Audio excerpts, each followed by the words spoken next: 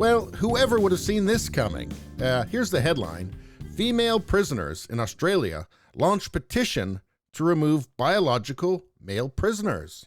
They say, quote, "We feel threatened, unsafe, distressed, and traumatized with this current situation.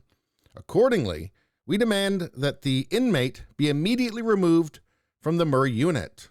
So obviously these female prisoners are all in there for transphobia. They must be.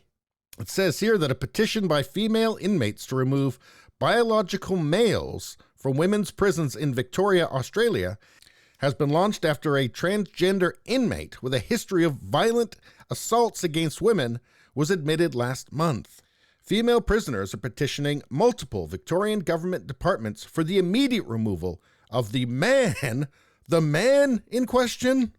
Oh my God, will the transphobia never end? These bigots want these people removed just because they're afraid of being sexually assaulted or, beaten to death by somebody who's much stronger than them. Let's see, the biological male was introduced to the female population at the Dame Phyllis Frost Correctional Center in Deer Park on July 5th. The female inmates, concerned about the prisoners' working male genitalia and history of violence and sexual abuse towards women, say that the biological male should not be there. So, hate aside, all the hate in this aside, it almost sounds kind of reasonable, doesn't it? Why did they have separate prisons for men and women in the first place? Did it have something to do with this? I thought it just had something to do with white supremacy, but I don't know. It's almost as if they're making a good case here. The petition states that female prisoners have been the victims of assault in the past and carry significant trauma associated with this experience. Upon learning of the biological male prisoners' admittance into their space, the mental well-being of many of the women was severely compromised.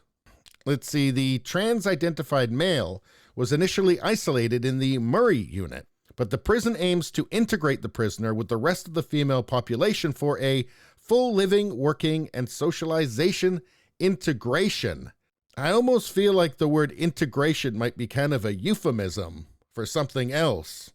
Let's see, the petition from these inmates reads, "We feel threatened, unsafe, distressed, and traumatized with this current situation. Accordingly, we demand the inmate be immediately removed from the Murray unit." Now, these are probably all just baseless fears from these inmates. They're probably just in there for, cashing bad checks or something, right? Let's see, the trans-identified male inmate pleaded guilty last year to sexually assaulting a woman, but at that time identified as a man.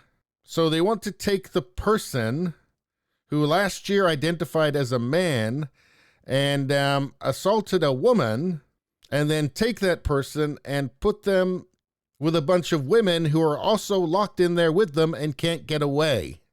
Court proceedings revealed that the male inmate also spent time in a European jail for a child sex offense. Come on. What has happened to the world? Wokeness creates dysfunction in everything. And this is pretty dysfunctional in my opinion. Quite possibly fatally dysfunctional. Fatally woke. Is that going to be a new phrase? Fatally woke? If not, it should be. This is just a complete disavowal of common sense. And that is at the heart of wokeness. It's just completely disavowing any kind of common sense. You have an inmate here who last year identified as a man and pleaded guilty to something that the female inmates are afraid is going to happen to them. This is utter clown world. And this is just a result of people voting for lunatics or cowards. The only way to get away from this sort of lunacy and dysfunction is to vote for and support politicians who will call stuff like this exactly what it is, which is madness. Anyway, please subscribe, like, and share. Sharing really helps me out, makes a big difference. I thank you for doing that. I will see you next time.